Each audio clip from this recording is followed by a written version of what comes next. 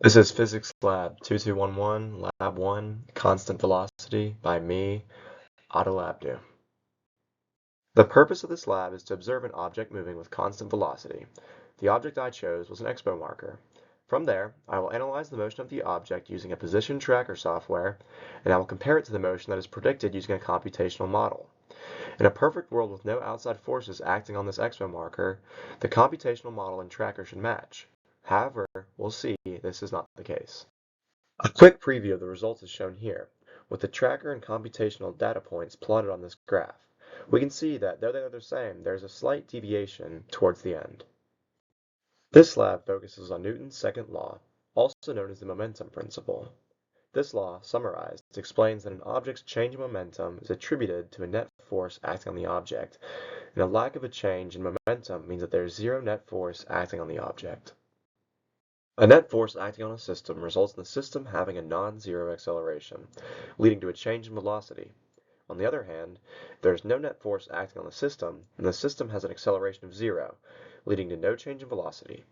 In the case of this lab, because the object is experiencing a net force of zero, the object has an acceleration of zero and should maintain a constant velocity.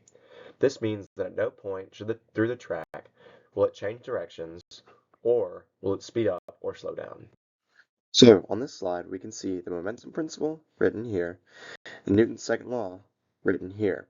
They're interchangeable and mean the same thing, but they're just written in different ways.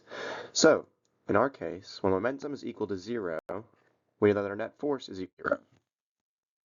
That means that because our mass is constant, our acceleration is equal to zero. In this case, our velocity should stay constant throughout all the motion of the object because this entire term here is simplified to zero. An example of Newton's second law being used in everyday items is a car speeding up. When a force is applied to the car, such as when you press on the gas pedal, it begins to move with a faster velocity, or it accelerates. However, when neither the gas or brake is pressed, the car coasts and has no force applied, so it does not accelerate. For this lab, the object that I chose to make my system was the expo marker. For the surroundings, I had the 2 meter sticks set up side by side as a track, and the table that the marker was rolled on.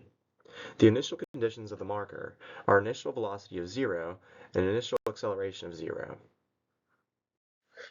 The application used to track the motion of the object is called Tracker. Using tools found in the app, I set the y-axis here, the x-axis here, and the origin where the marker started its motion here. Two graphs were produced, one tracking the velocity in the x direction over time, seen here. We can see that this line is mostly constant. The other graph consisted of the displacement in the x direction over time, which we can see as a constant slope, which translates to a constant velocity. The data points listed here on the left were extracted from the video to then be compared to the computational model's results. The computational model, run in Web v Python, displayed the predicted results of an object moving with constant velocity. As we can see from the model right here, the motion of the ball is similar to the marker, as it moves with a constant speed. We also see the two graphs look similar to the previous ones from Tracker, with the slope of the position time graph also being negative, and the velocity time graph being constant. When we compare the data of the two models, we see that they line up quite close. However, they are not exact. The gap that shows towards the end of the graph between the two lines shows that there are perhaps some outside forces affecting the motion of our system. Though we can't be sure of all of them, one of them could be friction, as the computational model does not account for friction, as the acceleration is just zero. On the other hand, the marker in real life is not able to avoid friction, and because of that, must be decelerating, even if slightly. In the case of this lab, if the axes did happen to change orientation, such as the negative x and positive x axes switching, the results of the lab would still be constant. This is because there is no change in direction, so the displacement is always the same direction as the initial velocity. The only change that would be seen in the graphs would be a reflection over the x-axis, as the displacement would then become positive, and the slopes would also become positive. We know that normal force and the gravitational force result in net zero force in the y direction, which translates to no acceleration in the y direction. Because we see that the computational model was not exactly accurate to the actual results, there are other forces at play that resulted in some net force on the object in the x direction, but we cannot be sure of every force that is acting on the object. Like it was said before, friction could be one of those forces, but other things such as air resistance could have also resulted in the difference in results.